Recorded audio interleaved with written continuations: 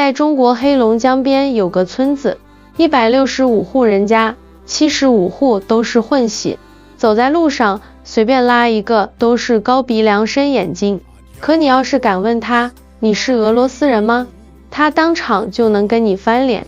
这里的人用了3代人的时间，拼了命的把自己的金发碧眼洗成黑眼黄皮肤，只因为那段历史太疼了。在洪江村浚克县黑龙江边，87岁的徐维刚爷爷是村里最后一个纯血俄罗斯人。他叼着旱烟袋坐在炕头，东北话说的比谁都溜。他说道：“俺们就是中国人，咋地？”俄语他早忘光了，连自己原来的名字特维申果伊万都念不顺，户口本上写着无国籍，这是他身上最后一点老毛子的证据。村里房子还是土坯墙、大炕、玉米秸秆垛，跟东北随便哪个村子没两样，唯一不一样的是人长得太好看了。1917年10月革命，一批俄罗斯人逃过黑龙江，在中国这岸落了脚。刚开始日子美得像童话，俄罗斯大叔拉手风琴，中国大嫂烀酸菜，节日一起跳舞喝酒，通婚稀松平常。结果1933年日本人来了，黑龙江一夜之间变成铁丝网，想回对岸抓到就枪毙，想家了只能蹲在地里哭。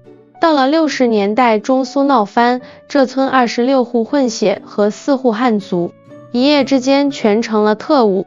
造反派拿着电棍挨家搜电台，有人脖子上挂100斤驱动轮活活勒死，有人被逼得跳井。13岁的孩子端着饭碗都没人敢跟他坐一桌。上学路上石头满天飞。从那以后，村里人就一个念头，得把俄罗斯这仨字从脸上抹掉。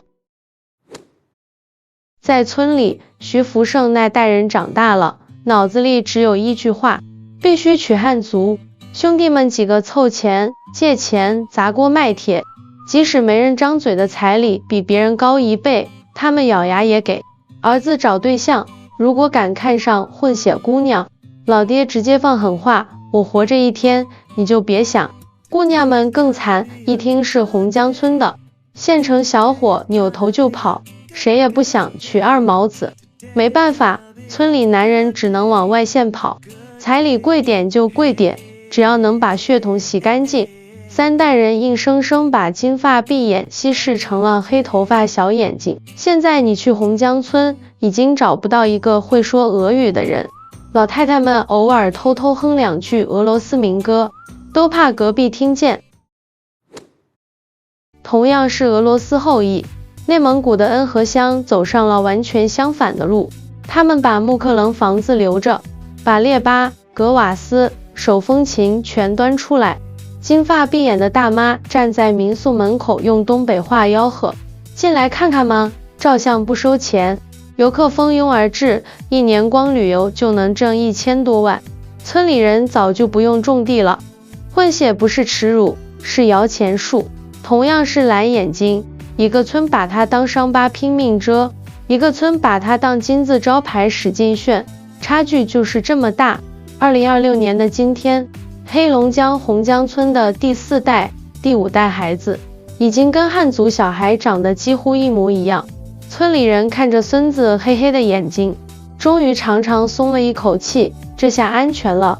200公里外的内蒙古恩和乡，金发小伙子抱着手风琴在朋友圈直播带货，弹幕全是太好看了，冲冲冲！同一条黑龙江隔开了2种命运。洪江村用3代人的眼泪告诉我们，当环境把某种特征当成原罪，人们会不惜一切代价把它抹掉。恩和乡用钞票证明，当时代肯包容。同样的特征能变成最值钱的财富。身份从来不是天生的，是时代和环境强加给你的标签。洪江村的人想忘掉的，恩和乡的人想守住的，其实都是同一个问题。我们到底该怎么活，才配得上做自己？